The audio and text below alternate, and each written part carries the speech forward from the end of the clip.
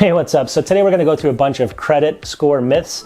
I'm going to debunk them kind of say what they are, and then if it's true or not. So anyway, stay tuned. We're going to have a little fun with this one, and let's get into it right away.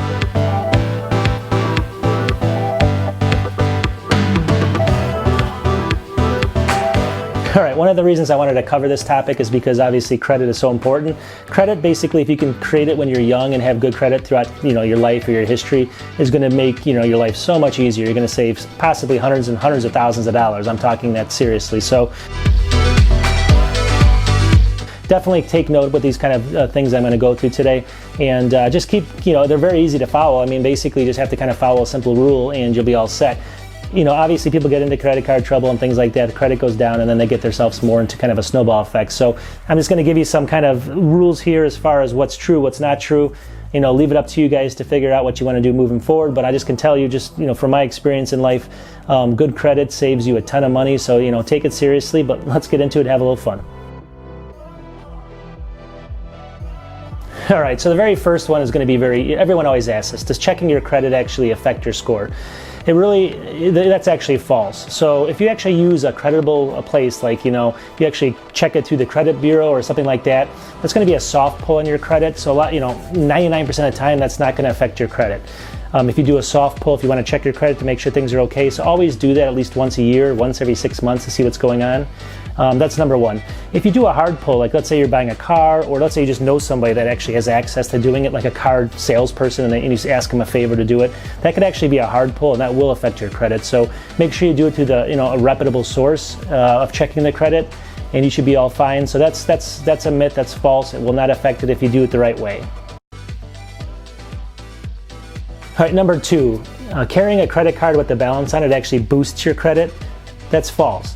And let's go through that for a second. So let's say you have a card and it's got a $20,000 credit limit, and you have a $10,000 balance on it. That's going to definitely hurt you. So what you want to do is you always want to pay off your cards if you can. Don't want to carry a balance, but you want to use them so every so often it help. If you open up things, you use them, and then you actually pay it off. That'll help your credit. Usually it's between 20 and 30% of utilization of your credit. So let's say you have a $20,000 balance, or let's actually just say $10,000 for simplicity. If you carry like a $2,000 to $3,000 balance with a $10,000 credit limit, that's going to be between like 20 to 30, somewhere in that range over there. That's actually could affect your credit. So you want to keep it below, I would say, just to be safe, 20% of your total credit. Always keep your balance that low, and actually pay it off if you can. It's not going to, it doesn't help you to have a balance, is what I'm saying. So if you can pay it off, but don't try to go above that 20 to 30% of your total credit, allotment. Otherwise, they're going to start dinging you each month. All right, number three, if you're rich or if you have a lot of money, it actually helps your credit score. That is false again. So basically what you want to do is, if you have a lot of money, that's great, and usually you can pay things off very quickly, pay with cash, don't even need a lot of credit. But if you actually have a lot of cash, but you don't pay things off on credit cards, you're going to have no credit. So just having a lot of money in the bank and things like that, they're not actually looking at that. It's a little bit different than getting like a loan for a house. So let's say you're getting a loan for a house, they will look at how much money you have to see if you're a risk. With credit cards and credit and things like that, it's not always the case. So even if you're rich, you want to pay off your credit cards if you still want that credit. Otherwise, you're going to affect it for sure. So being rich doesn't really help you any sense. You definitely have to open cards, pay them off, keep it below that 20-30% threshold, and just be like a normal person, and that should be the best way to go about doing it. All right, so does having a perfect credit score actually matter? I mean, like let's say you have an 860, 870, whatever. Does it really matter?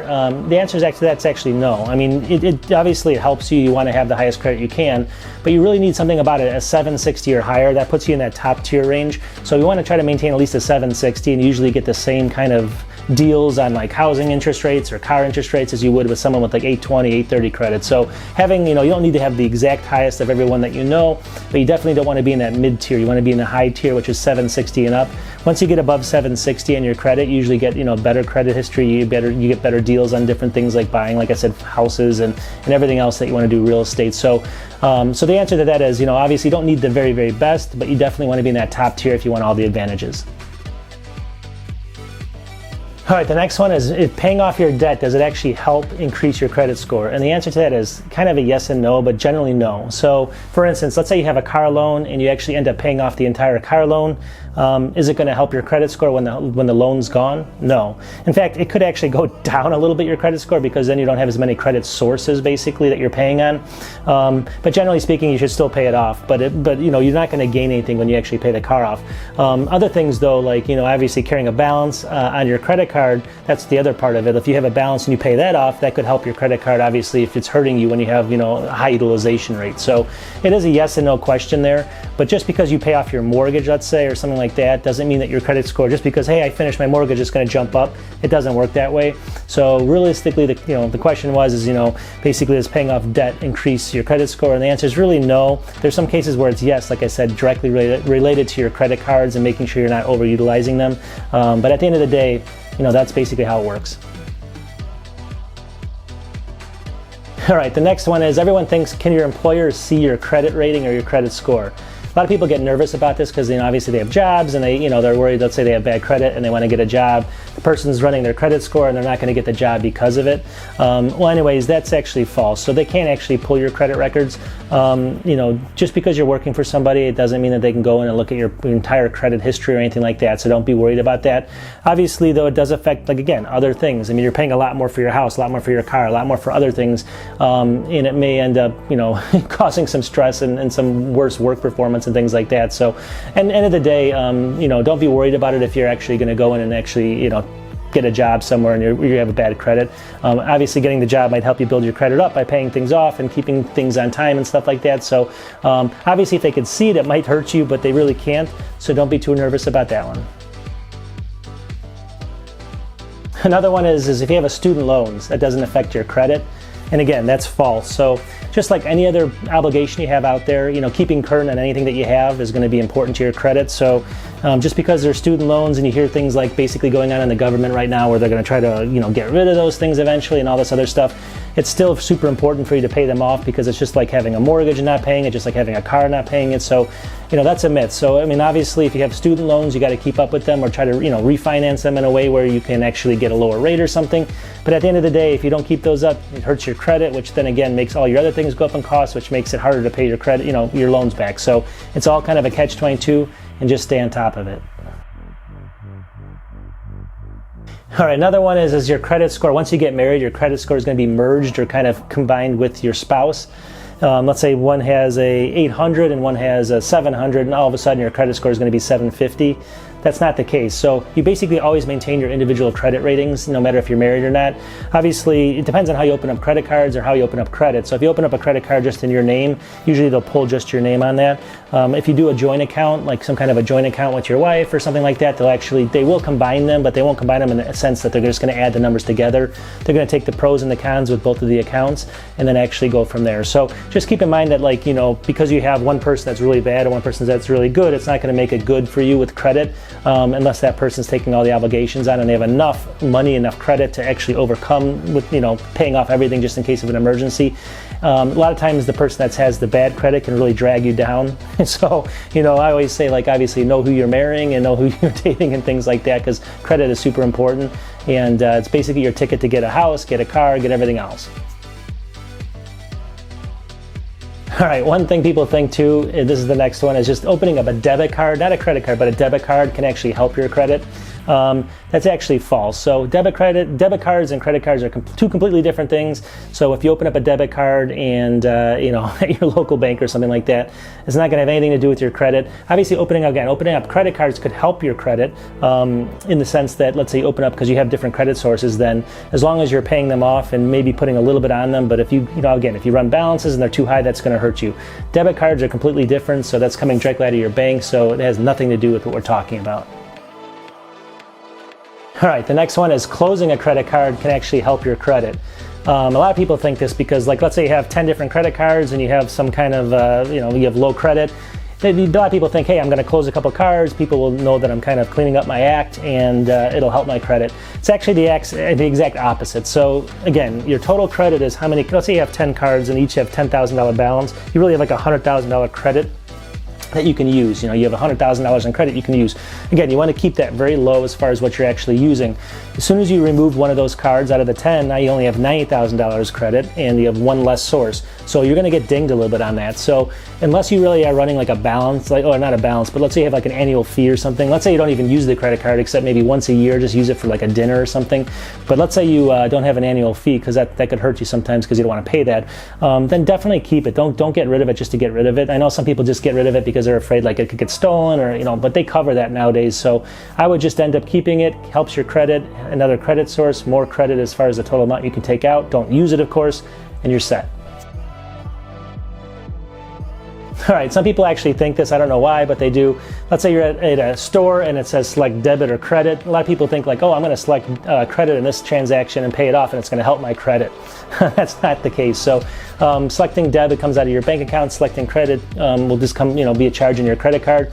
But that's got nothing really to do with your overall credit. I mean, again, if you start charging a lot of stuff and you can't pay it off, that's where you get dinged. Or if you basically open up a lot of credit and you use it slightly and pay everything off, it can help you. But just going, whether you're going to choose credit or debit when you go into a store or something like that has no bearing really. So don't worry about that. Don't, choose what you have available. I always recommend using your debit if you have the money versus credit.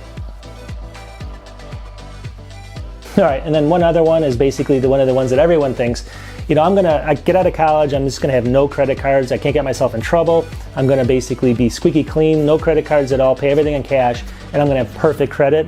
That's actually false. So what you want to do is, a lot of people think that because obviously if you're not getting in trouble, you're paying off all your bills, hey, I should have good credit, but they can't track it that way. You need to have credit cards, you need to have, a car payment maybe, or, a couple credit cards. You need to have some kind of record so they can see, you taking out loan basically, or buying stuff with credit and then paying it back. If you don't have that, then they can't actually give you credit. So you definitely want to have, that 760 and above credit.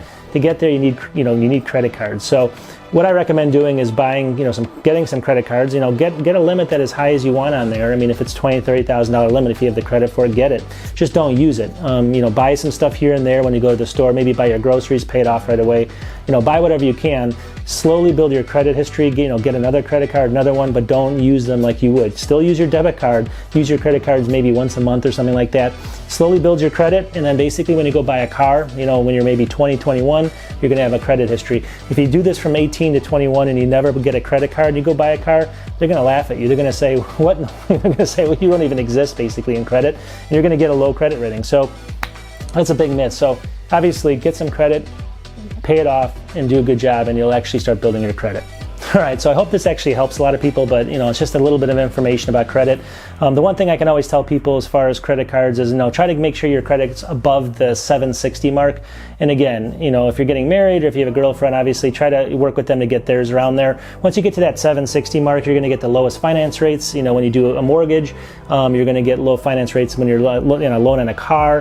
And this could be substantial. I mean, you've seen things like people with good credit can get like a 3.5% interest rate on a 30-year mortgage, where someone with bad credit might get like a 5 or 6, 7%, and that comes out to hundreds and hundreds of thousands of dollars over 30 years. I mean, I'm talking like in an expensive house, it could be $400,000 or $500,000. So it's a major difference if you actually have good credit. So keep that in mind. I mean, it's not a joke. Also, I mean, just open up cards if you can that you actually pay off and that actually build your credit that way. It's not, very good to actually have no credit. Meaning like if you have no cards or anything like that, it's not a good idea. What that basically means is you have no history and they can't actually even give you credit. So, obviously keep that in mind as well. People that watch my videos a lot, they know that I do a lot of technology. In fact, most of my channels like Apple related, computer related, and IBM, stuff like that. But I do a lot of finance too, which is this, and then I do also travel, which I try to do, every couple of videos or so. So anyways, if you guys can please subscribe to my channel, whether you like the finance, the travel, or even the technology, it's going to help me out. I just got past 1,000. Thank you very much for that. And I'm going to keep kind of chugging along as far as I can, and just keep, getting videos out there if I can do it. So I just wanted to thank everyone for watching, and I'll have a video maybe in 2 to 3 days. See you soon.